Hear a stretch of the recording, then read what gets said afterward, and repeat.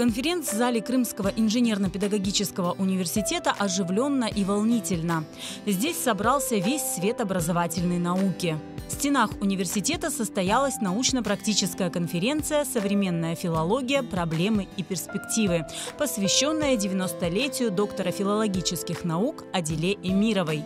Торжественное мероприятие по традиции начали с выступления ансамбля «Сильсибиль».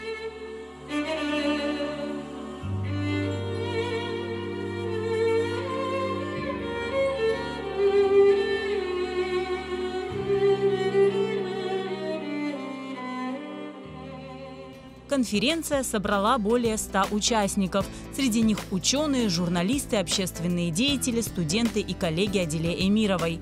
Каждый подчеркнул ее неоспоримый вклад в науку, в развитие и сохранение крымско-татарского языка.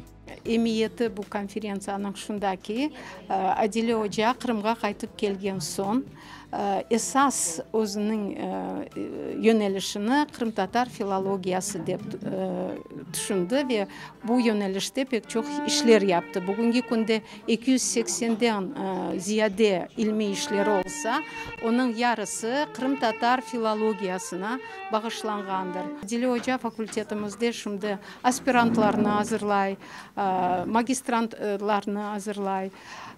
Biz hepimiz asıl da Adиле Hoca'nın talebeleri desek mümkün. Очень интересный человек, творческий человек. Всегда в работе, и она мне очень часто звонит. И мы с ней вместе иногда работаем над ее вопросами, которые она мне задает.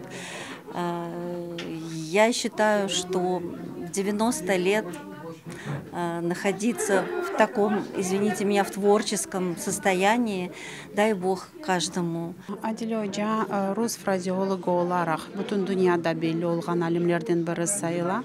O Krım-Tatar tilinin frazeologiyası üstünde, orfografiyası, leksikografiyasına bağlı meselelerini kotarıp, onun bir sıra makaleleri, monografiyaları, lügatları çıktı. Kafedramız gururlana. Böyle hocamız bizde çalışkanına. По состоянию здоровья Адиле Ханым не смогла лично присутствовать на мероприятии, но с помощью видеосвязи принимала поздравления, слушала выступления. Коллеги и друзья делились воспоминаниями и выражали свое восхищение. Когда очень многие вещи девальвируются, да? Когда образование, когда научная деятельность уже не имеют той ценности, которую они имели раньше. И мы это видим как по нашим студентам, так и по выпускникам. Вот особую ценность, особое значение представляют люди, которые всю свою жизнь посвятили вот этому научной деятельности. И я могу сказать, что, конечно, Лем — это одна из таких выдающихся совершенно личностей. Также в рамках конференции прошло пленарное заседание, на котором заслушивались доклады, раскрывающие вклад Адиле Эмировой в разных областях.